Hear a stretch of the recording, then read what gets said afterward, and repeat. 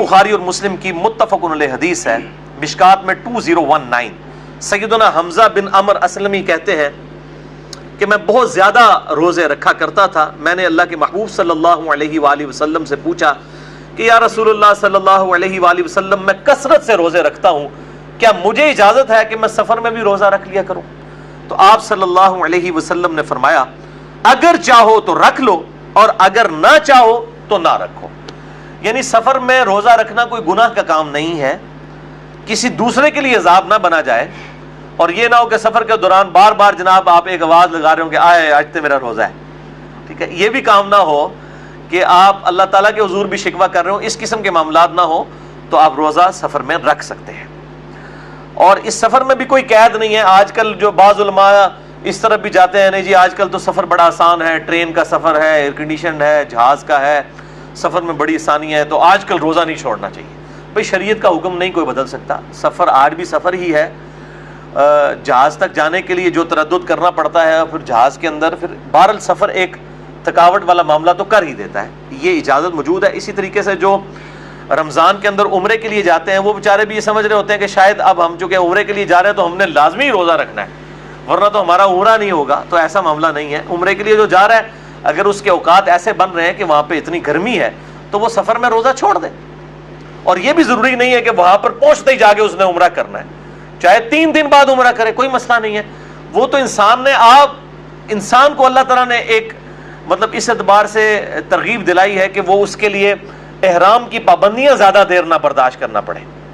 ورنہ ظاہر ہے 3 دن بعد اگر آپ عمرہ کریں گے 3 دن تک احرام کی پابندیاں ان کا خیال رکھنا پڑے گا کہ وہ بال نہیں نوچنا، ناخن نہیں کاٹنا اور باقی پابندیاں۔ اس لیے کہا جاتا ہے کہ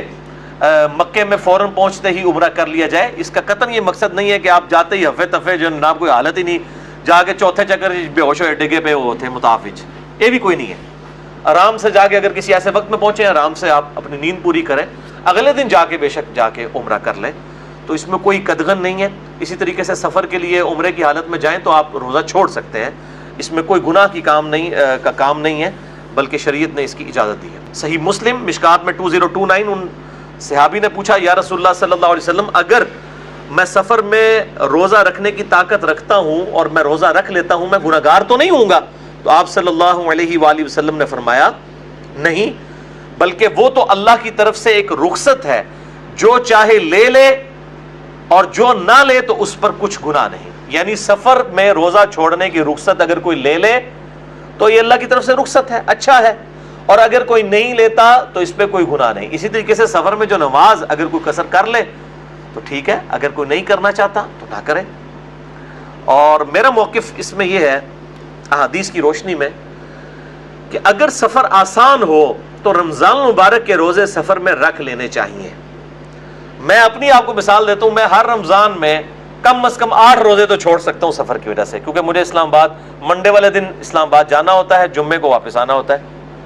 تو یہ مہینے میں 4 منڈے اور 4 جمعے تو بنیں گے آلموسٹ۔